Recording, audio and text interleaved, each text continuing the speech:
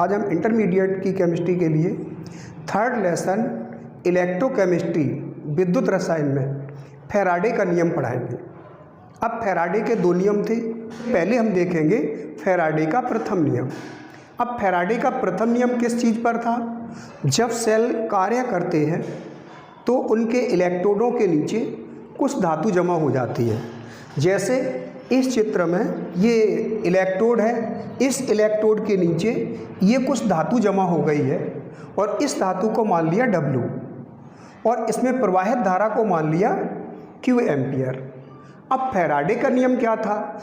इस धातु की मात्रा ज्ञात करने के लिए फैराडे ने प्रथम नियम बनाया था। अब प्रथम नियम में फैराडे ने क्या कहा था? किसी सेल में इलेक्ट्रोडों के नीचे जमा हुई धातु की मात्रा, एकत्र हुई धातु की मात्रा उसमें प्रवाहित धारा के समानुपाती होती है। अब फैराडे नियम के अनुसार अगर हम देखें तो W समानुपाती होगा Q के।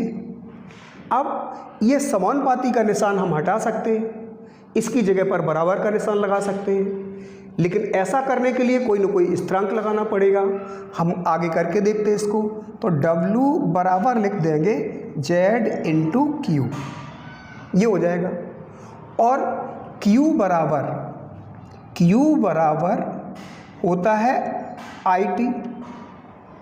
Q बराबर आवेश बराबर होता है प्रवाहित धारा और टाइम। तो Q की जगह पर ये संख्या अप्लाई करने पर क्या सवाल बन जाएगा? W बराबर ZIT। ये फैराडे का प्रथम नियम है। तो फैराडे का प्रथम नियम क्या हो गया?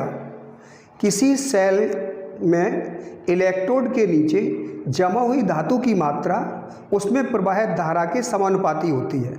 अब धारा समानुपाती होती है, इस तरह से इसको कैलकुलेट किया तो ये आ गया। इस सूत्र से किसी भी इलेक्ट्रोड के नीचे जमा हुई धातु ज्ञात की जा सकती है। यह फैराडे का प्रथम नियम है। अब हम देखते हैं फैराडे का द्वितीय नियम। जब किसी सेल में दो अलग अलग इलेक्ट्रोड होते हैं और उनमें भरे विलयनों की सांद्रता अलग अलग होती है, तो ऐसे विलयनों के लिए फैराडे ने द्वितीय नियम बनाया था। फैराडे ने क्या कहा था कि जब किसी सेल में अलग अलग अर्ध सेलों में अलग अलग सांद्रता वाले विलयन भरे हों तो इन इलेक्ट्रोडों के नीचे जमा हुई धातु की मात्रा उनके तुल्यांकी भारों के समानुपाती होती है। फैराडे के द्वितीय नियम के अनुसार किसी इलेक्ट्रोड के नीचे जमा हुई धातु की मात्रा माने W1 समानुपाती होती है उसके तुल्यांकी भार के। ये समानुपाती का निशान हम फिर हटा सकते हैं। तो W1 बराबर हो जाएगा Z इंटू E1 और E1 को इधर ले आए तो ये हो जाएगा W1 अपॉन E1 बराबर हो जाएगा Z के। समीकरण नंबर 1। इसी तरह से हम देखते हैं दूसरे विलयन के लिए। अब दूसरे विलयन में इलेक्ट्रोड के नीचे जमा हुई धातु की मात्रा कितनी थी? W2 और ये W2 समानुपाती होगी उसके तुल्यांकी भार के माने E2, उसका तुल्यांकी भार E2 मान लिया था। पहले की तरह फिर से हम समानुपाती का निशान हटाएंगे तो हो जाएगा W2 बराबर Z इंटू E2।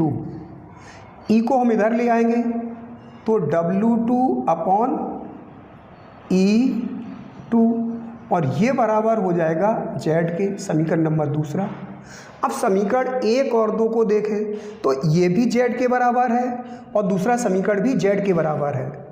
जब कभी दो समीकरणों में एक पक्ष बराबर होता है तो उन सब की हम तुलना कर देते हैं और जो पक्ष बराबर है उसको छोड़ देते हैं, बाकी को बराबर लिख देते हैं। जैसे पहले समीकरण में W1 अपॉन E1 बराबर किसके है? Z के। दूसरे समीकरण को देखें तो W2 अपॉन E2 बराबर किसके है? Z के। अब एक पक्ष दोनों समीकरणों में बराबर है, इन दोनों की तुलना कर देंगे तो जो बराबर लग रहा है उनको हटा देंगे और इन दोनों को बराबर लिख देंगे। क्या लिख जाएगा?